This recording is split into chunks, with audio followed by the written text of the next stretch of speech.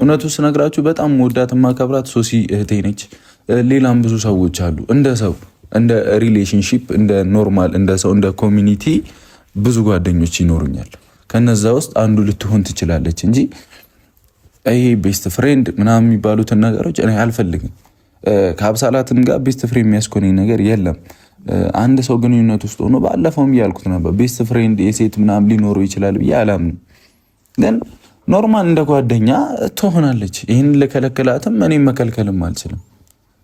ምክንያቱም ሰው ናት። እኔ ሰውን ማጣት አልፈልግም። ገብቷቸዋል። ከእሷ ጋር ምንም ነገር ሊኖረኝ አይችልም። ምንም ነገር ካላደረግኩኝ ግን ጓደኛ መሆን ትችላለች።